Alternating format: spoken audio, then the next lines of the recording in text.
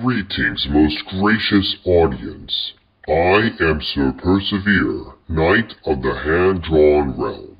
And I am Speckles, Salamander of the Hand-Drawn Realm and Sir Persevere's talking animal sidekick. Today, we are going to continue the review of Princess Mononoke that we began last week. So, Speckles, what do you think of the movie so far? It's a silly anime with an unnaturally athletic fat monk, and the humans all look funny when compared to the classic Western animation. But the animals are mostly fine, I will admit. But why did the creators of the movie decide to call a bongo an elk? He's clearly a bongo! Who knows what the animators were thinking? The monk and the elk misclassification are only two of the glaring troubles that plague this movie from my perspective. Well, at least it's not that lackluster Simpsons or the stupid Tumblr art. How dare you insult Tumblr art! Queen Hive Mind, what are you doing here? I didn't even talk about the Chinese coronavirus this time. May I remind you, sir, that I'm not just an enforcer of authoritarian YouTube policies, I'm also the queen of Tumblr art. And you have just triggered me with your lack of respect for Tumblr! There is nothing about Tumblr art to respect. Honestly, how Adventure Time got so popular with its stupid monkey scribbles is well beyond me. Mainstream art has been dead for a while thanks to cretins like you. Your perspective of art is old-fashioned and died with the CGI trend. Let it go. Join the hipster new ways of drawing. We offer low expectations, soy lattes, and a comfy life in your parents' basement. And then, I get to use you to wreak havoc in the form of rioting in the streets! You disgust me, pest. I wouldn't draw monkey crap if my life depended on it. Give me Dogtown or give me death. Now, be off with you. Oh, so you want to play that game, huh, big boy? I can grant you death right now. My venom has enough potency to kill a dozen... Ow, ow, ow, ow. Ah, such a delicious wasp. Bravo, Speckles. Oh my. What a way to go. Well, it serves her right for pestering Salty Cracker, RK Outpost, and Geeks and Gamers, just to name a few. You're telling me I've had quite enough of her venom. You just ate her venom. No, I just avoided her stinger. Well, thank you, Speckles. I guess our troubles are over at...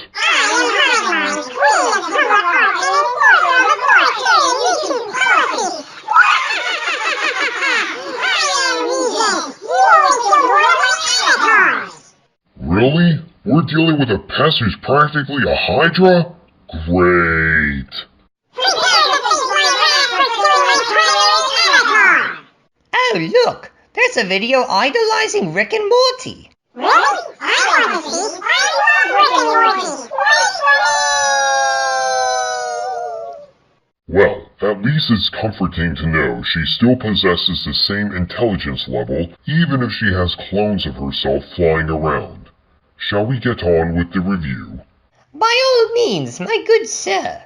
Before we get back to the story, I would like to recommend Odin's movie vlog.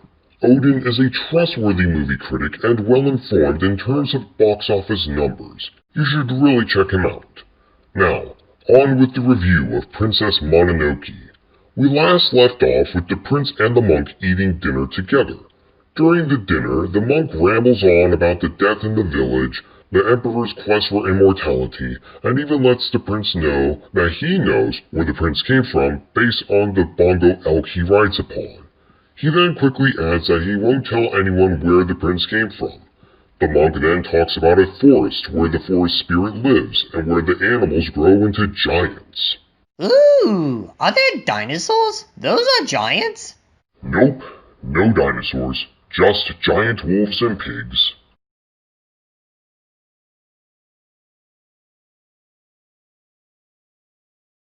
I'm sorry, Gertie.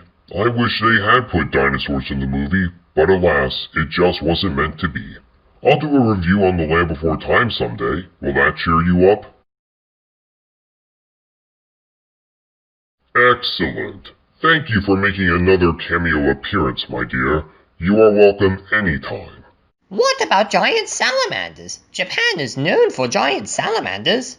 Nope, no giant salamanders. Anyway, the conversation ends there.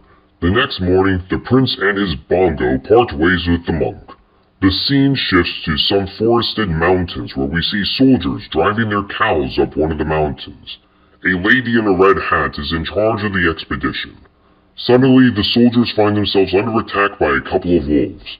One of them is carrying a girl on its back. Is it Princess Mononoke?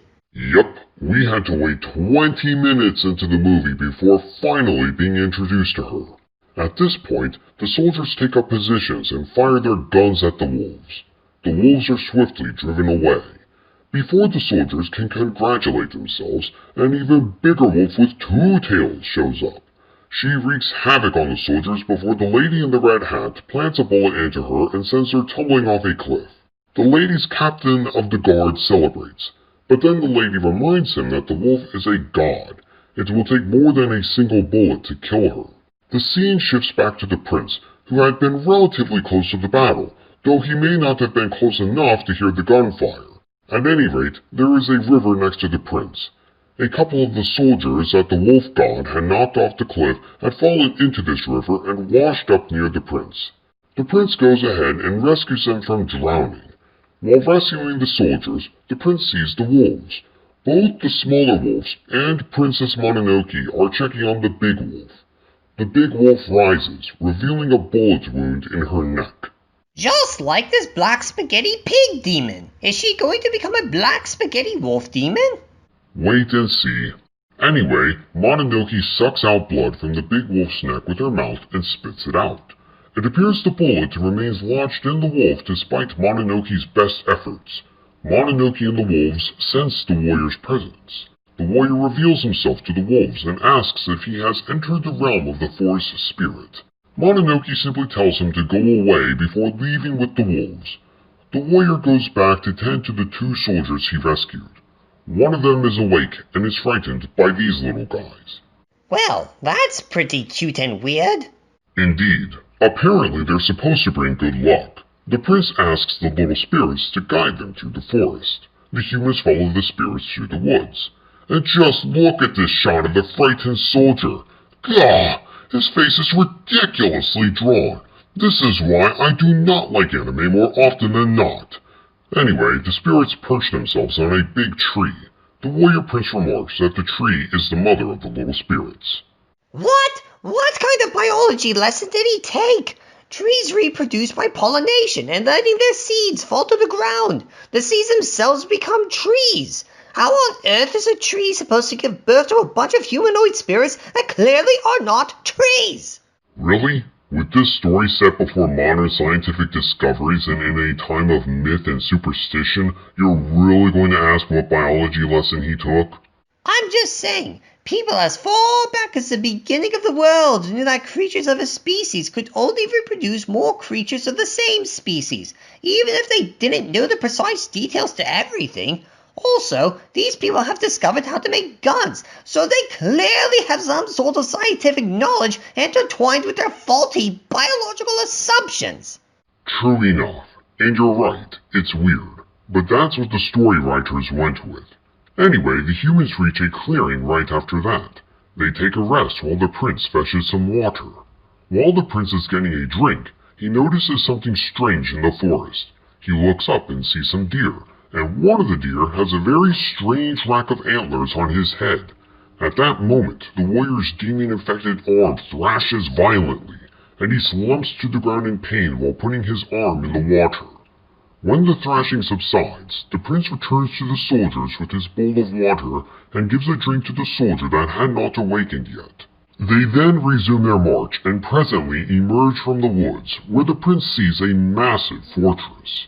The soldiers that have been attacked by the wolves are in the process of entering the stronghold. The people in the fortress are happy to learn that 2 of the soldiers were able to return home after being presumed dead. However, the captain of the guard immediately starts to interrogate the warrior prince. The interrogation is quickly interrupted by a spunky woman in a red garment who reprimands one of the soldiers that the prince rescued. Apparently, that soldier is her husband. A minute later, the Lady Commander appears on the scene. Take a look at this picture, Speckles. Do you see what I see? I don't know. A bunch of ladies? Yes, but I'm referring specifically to the art. Every woman is drawn in a fashion that is inferior to classic Western animation. They have ridiculously small noses, and their eyes lack depth. All that is, except for one woman. That would be the Lady Commander herself. Truth be told, of all the characters presented in this story, the Lady Commander is my favorite in terms of artistry and human anatomical accuracy. Why couldn't all the female characters in this film be drawn in a similar fashion? They don't all need to be as starkly beautiful as the Commander, but they could have been drawn in a style similar to her in terms of nose and eye design. Alas, very few and far apart are the anatomically accurate humans that anime chooses to bless us with, and that is most frustrating. In fairness, modern Western animation is a bunch of Tumblr crap, all thanks to Queen Hive Mind. Nowadays, anime is better than most stuff made by Western animators in our modern era, and that's not saying a lot. Only too true. But let's continue. In the next scene, we see dinner being served to the residents of the fort. The ladies try to convince the warrior prince to hang out with them instead of the men. The prince assures them that he would like to tour the facilities with them. After the women giggle and leave, the men start talking to the prince about the Lady Commander. Apparently, the woman has a habit of going around and hiring tons of brothel women to hang out at the fort. And they reveal that the Lady Commander was the one who fired the bullet into the boar god, causing him to turn into a black spaghetti pig demon. This is because the boar god would not allow humans to chop down the forest. At this point, we see a flashback of the men fighting against the boar before he was a demon. He was immune to the arrows, as can be clearly seen in these pictures. So, in order to deal with him, the Lady Commander used a more deadly ordinance involving fire and bullets. After this flashback of the black spaghetti pig demon is revealed, the warrior prince goes and confronts the Lady Commander. He shows her the bullet that turned the boar into a demon and tells her that the demon, in turn, has infected him with the same illness. The Lady Commander takes him on a tour around the fort. Along the way, they pass by a smelting house. The women are working the bellows to keep the fires going. The warrior and the commander continue forward until they enter the commander's private garden. At the other end of the garden is a house with a colony of lepers inside. The lepers are hard at work making guns. The Lady Commander tries one of the guns and declares that it is too heavy. When the lepers point out that they are making the guns as light as possible, the commander reminds them that she wishes for the women of the town to be well armed. The other women are not as strong as the commander herself. The prince angrily reminds the commander that he is cursed because of her actions, and that making more weapons to take down the forest will only make things worse. At that moment, his arm starts acting demon-possessed and reaches for his sword, and it takes the prince all his willpower to restrain his arm. The Lady Commander asks if he wishes to kill her, to which the prince replies that he would do it if it meant curing himself of the curse. However, he acknowledges that the killing wouldn't stop there. An old leper joins the conversation and asks the prince to not kill the commander. All humanity had rejected the lepers because of the infectious nature of their disease. The Lady Commander was the only one who had given the lepers another chance at life and treated them like humans. The Lady Commander is such a complicated individual. She is focused on taking down the forest and turning the animals into black spaghetti demons, but she has much compassion on humanity. Yes, indeed. She is a multi-layered individual. In fact, that is what you would call character development in a strong female character, right, Kathleen Kennedy? I mean, really, the brain-dead Hollywood identitarian elitists could really learn a thing or two from this Lady Commander. In the following scene, the Lady Commander races a gun to her shoulder and fires a round up the mountainside. The fiery shot causes a bunch of red-eyed simians to scatter. The Lady Commander tells the warrior that the simians are always attempting to plant new trees every evening, and that is why she fires bullets at night to frighten them away. She then goes on to reveal her plans to kill the forest spirit. Without the forest spirit, all the animals will become dumb and witless beasts. Also, Princess Mononoke, the wolf girl, will become a normal girl again if the forest spirit is killed. Sir Persevere? Yes, Speckles? If someone found a way to turn me into an ordinary salamander that couldn't talk, what would you do? I would protect you with my life until I found a way to turn you back into the delightful talking salamander you are today. Whew, that's a relief. Thank you. You are most welcome, my friend. Anyway, the prince goes back to the smelting house and helps the ladies with the bellows. Meanwhile, Princess Mononoke emerges from the woods with her two wolf friends. They are heading toward the fort that the prince is in. Once again, I have to give credit where credit is due and admire just how well drawn the wolves are. Not as well done as the dogs and wolves from Balto, but yes, the wolves are very nicely done. Very true. Anyway, Princess Mononoke puts on her weird mask and charges toward the fort. Back inside the fort, the prince is announcing his plans to leave. The ladies beg him not to go, but he tells them that he must find someone in the forest. Right on cue, that someone he was trying to find is actually headed his way, and he can sense her. Is he a sensei as well as a warrior? What? There's a fancy Japanese word called sensei, and you just said that he could sense Princess Mononoke's presence. Does that make him a sensei? That's not what sensei means, Speckles. It means you're a teacher. It doesn't mean that you have heightened senses. The warrior prince is probably good enough to be a sensei in the art of war, but that's beside the point. Why is the prince suddenly trying to find Mononoke anyway? He barely met her in the woods. It's not like they're lovers or anything. But don't you remember? We've met before. We have? But of course, you said so yourself. Once upon a dream. True, Speckles. However, Mononoke is very much in tune with the animals and the forest. If anyone can help him get rid of his demonic infection, it would be her. Anyway, the soldiers in the fort start firing on Mononoke and the wolves. The wolves throw Mononoke up the wall. She latches onto the wall with her spear and climbs the rest of the way up. The soldiers keep shooting at her once she breaches the fort. She wreaks havoc on the soldiers and even confronts the prince with her knife. It quickly becomes clear that the target of her attack is the Lady Commander. The Lady Commander, escorted by two women with guns, places herself in the middle of a circle of people. She shouts out for Mononoke to meet her, reminding her that men as well as animals have died in the conflict over the forest. The prince sees that the garrison has set up a trap for Mononoke, prompting him to shout up to her and implore her to go back to the forest. Mononoke pays him no heed and charges down the rooftop toward the throng of people. The trap is sprung, and more men fire at her. The princess is knocked off her feet and rolls down the roof. In a rage, the prince starts tapping into his demonic power in order to rip up the roof on which he stands. Mononoke falls to the ground, but rises to her feet. The Lady Commander tells her two armed escorts to fire at her.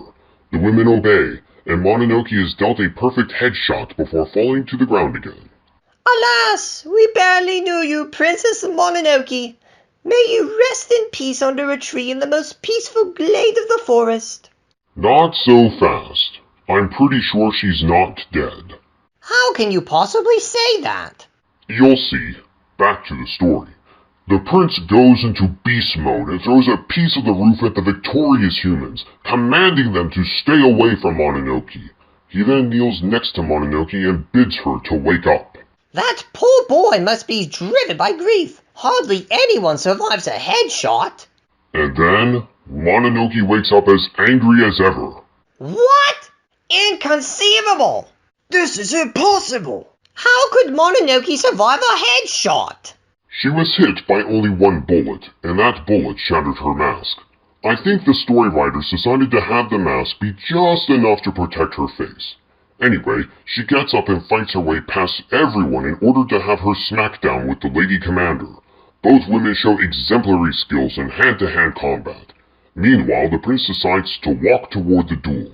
As he does so, his demon arm starts oozing with dark energy, and his mask starts flapping in the wind, even though there is no wind. The captain of the guard attempts to stop him, but he merely bends the man's sword with his demon hand. He pulls his way past everyone and stops the duel. Mononoke viciously tries to keep fighting, and so does the Lady Commander, but he is too strong for them both. He knocks them both unconscious and hands the Lady Commander back to the garrison. He then walks away with Princess Mononoke draped across his shoulders like a fur coat.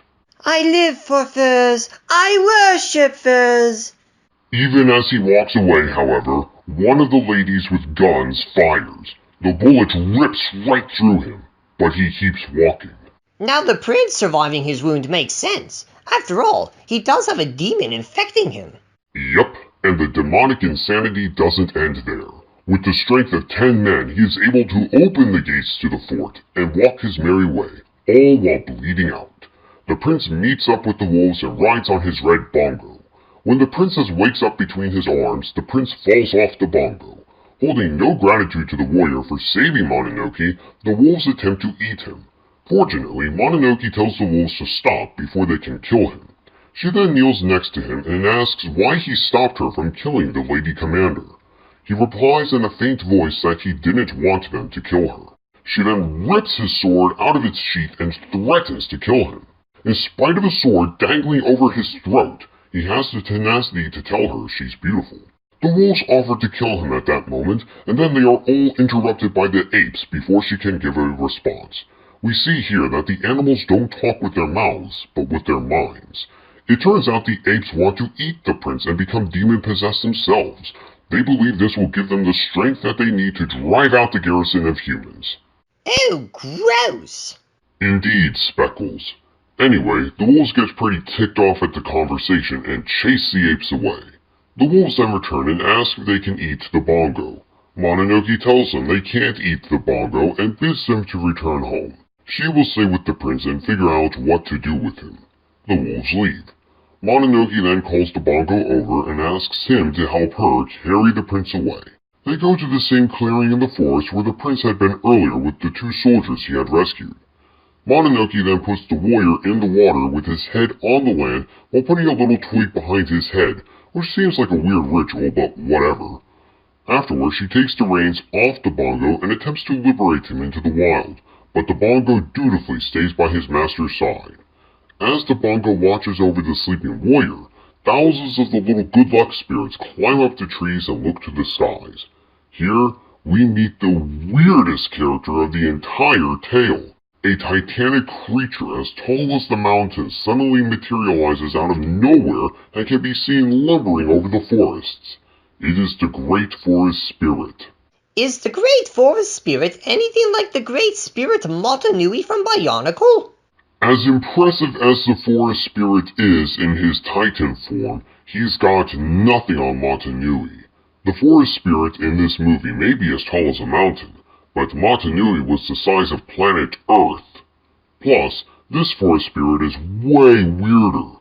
Motonui was a little weird himself, but at least he made much more sense and was way cooler. It's too bad Motonui never got his body back after Makuta Pterodax hijacked it. I know, right? That was a real bummer. Anyway, this is a review of Princess Mononoke, not Bionicle. Still, drawing the comparison was a fun random tangent. The Forest Spirit is walking on the mountains. He possesses a humanoid body with a deer head.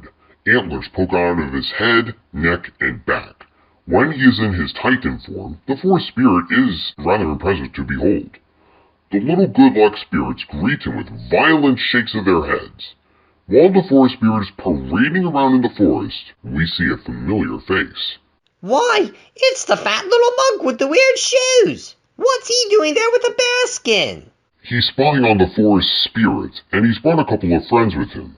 As they spy on the Forest Spirit together, the monk declares his intentions to cut off its head. I hate to break it to him, but that Forest Spirit looks like he isn't going to be beheaded by human hand anytime soon.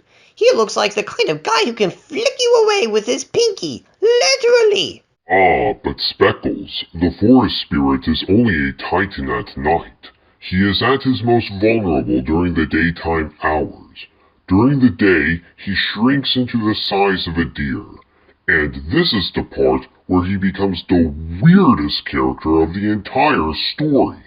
During the day, he is a baboon-faced deer thing with a dog's tail and 3 toes on each foot. Yikes! What kind of face is that?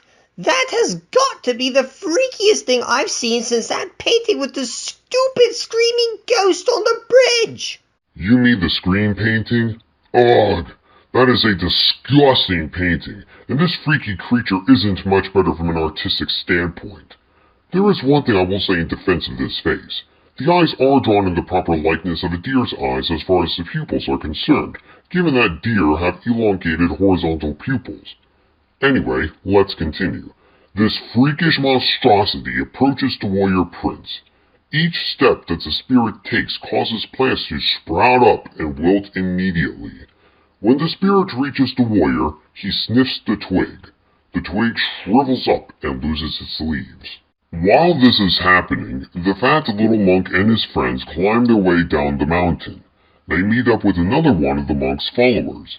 This new guy points the monk's attention to another mountain with a flock of birds flying all around. On closer examination, the monk and his followers realize that the birds are following a bunch of pigs. The leader of the pigs is a big white boar.